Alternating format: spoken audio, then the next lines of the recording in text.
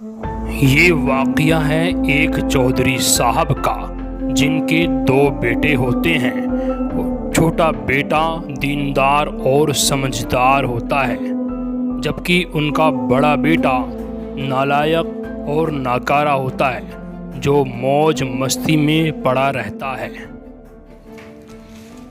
अस्सलाम वालेकुम भाई। वालेकुम सलाम। भाई ये मौज मस्ती आप कब तक करोगे? अब तो इन्हें छोड़ दो। वालिद साहब का काम में हाथ बटाओ, कारोबार में आपको हाथ बटाना चाहिए, और नमाज की भी पाबंदी करो।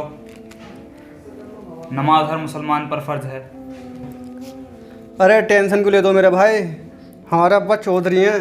अगर पूरी ज़िंदगी भी खाएंगे ना तब भी पैसा ख़त्म नहीं होगा। भाईजान आप सुधरने वाले नहीं हो, अल्लाह आपकी इस्लाह करे। चौधरी साहब, कई दिनों से मैं देख रहा हूँ कि आप परेशान नज़र आ रहे हैं, क्या वजह है इसकी? शहादत साहब, हमें लगता है कि अब हमारी ज़िंदगी ज़्यादा दिनों की नहीं रही। टेंशन हमें इस बात की रहती है कि हमारे बाद हमारा कारोबार कौन संभालेगा, क्योंकि हमारा एक बेटा जो सबसे बड़ा है वो तो नाकारा है, वो तो कुछ भी नहीं करता, और हमारा छोटा बेटा जो दीनदार है और सलाहियतमंद भी है। अगर मैं उसके हवाले अपना कारोबार करता हूँ तो मेरे बड़े बेटे को बुरा लग जाएगा। बस यही दिमाग में एक टेंशन चलती रहती है कि मैं करूँ तो करूँ क्या। चौधरी साहब, बस इतनी सी बात के लिए आप परेशान हो रहे हैं? इसकी तरकीब तो मैं बता दूंगा आपको, अगर कहें तो बताऊं? जल्दी बताइए शहादत साहब। इसकी तरकीब बहुत ही आसान है। बताइए।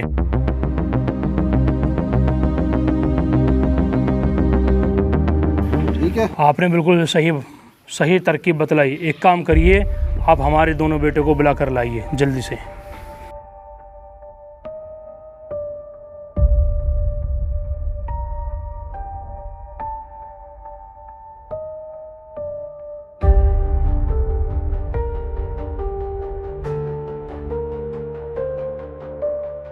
अरे फैसल साहब, फैसल साहब, फैसल साहब। जी भाई जी।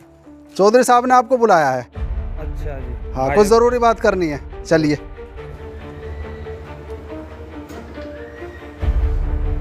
अरे अशरफ साहब, अशरफ साहब। हाँ, चौधरी साहब ने आपको बुलाया है, कुछ ज़रूरी बात करनी है, आइए। चलो।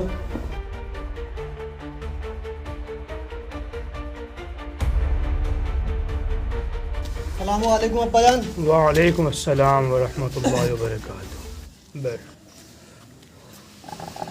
अस्सलाम वालेकुम अब्बा जान। वालेकुम अस्सलाम वरहमतुल्लाहि वबरकातुहू। जी अब्बा जान, आपने बुलाया था? जी बेटा, मैंने बुलाया। बैठो ज़रा बेटा। हाँ अब्बा जान, क्यों बुलाया था आपने हमें? मेरे बेटो, आज मैं तुम्हारा इम्तहान लेना चाहता हूँ, और जो भी मेरे इम्तहान में कामयाब हो गया मैं उसके हवाले अपना कारोबार कर दूंगा। इम्तहान ये है कि तुम्हें ये पैकेट वहाँ जाकर खाना है जहाँ तुम्हें कोई ना देख सके। लो, आप भी पकड़ो, वहाँ जाकर खाओ कि जहाँ तुम्हें कोई ना देख सके। जल्दी जाओ, जल्दी आओ। ठीक है अब्बा जान। ठीक है अब्बा जान। ठीक।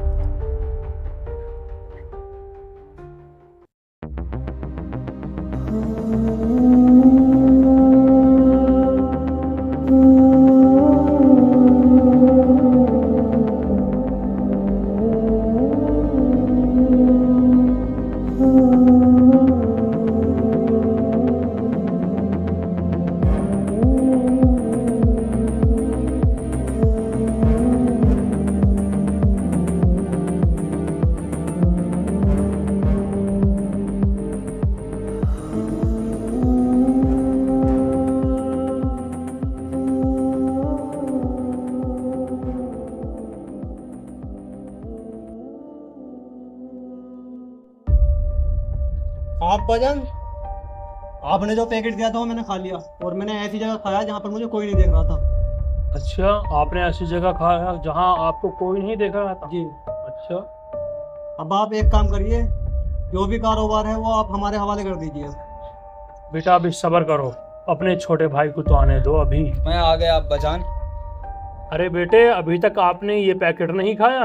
अब्बा जान, मैंने इसे बहुत कोशिश करी खाने की, बहुत जगह देखी, वीरान से वीरान जगह पर चला गया, लेकिन मुझे कोई ऐसी जगह ना मिली जहाँ मुझे कोई देख ना रहा हो। मैं जहाँ पे भी इसे खाने के लिए बैठता, वहाँ मेरे दिल में एकदम ख्याल आ जाता कि मेरा अल्लाह तो मुझे देख रहा है, तो मैं इसे वहीं रख देता। माशा अल्लाह। ठीक है मेरे बच्चों, अब तुम दोनों जाओ। ठीक है अब्बा जान। ठीक है भैया। देखा चौधरी साहब, मेरी तरकीब काम आई आपको? बिल्कुल आपकी तरकीब काम में आ गई। जिसे हर जगह अल्लाह का खौफ हो, अल्लाह का डर हो, मेरी बात माने तो अपना कारोबार उसी छोटे बेटे को सौंप दे जो दीनदार है, अल्लाह से डरता है, और वो अपने बड़े भाई का भी हुकूक सही तरीके से अदा कर सकता है और आपकी भी खिदमत कर सकता है और कारोबार को भी सही तरीके से अंजाम दे सकता है। मेरी राय माने तो उसी को ये कारोबार सौंप दीजिए, वो अपने बड़े भाई का भी ध्यान रखेगा और आपका भी। शहादत साहब, आपने बिल्कुल ठीक कहा।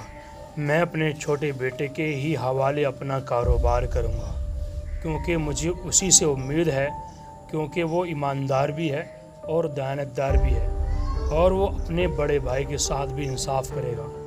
और अगर मैं अपने कारोबार को बड़े भाई के हवाले करता हूँ तो मुझे बिल्कुल भी उम्मीद नहीं है कि वो मेरे कारोबार को संभाल लेगा। इसलिए मैं अपने बेटे के हवाले ही अपना कारोबार करूँगा। बिल्कुल सही कहा चौधरी साहब आप।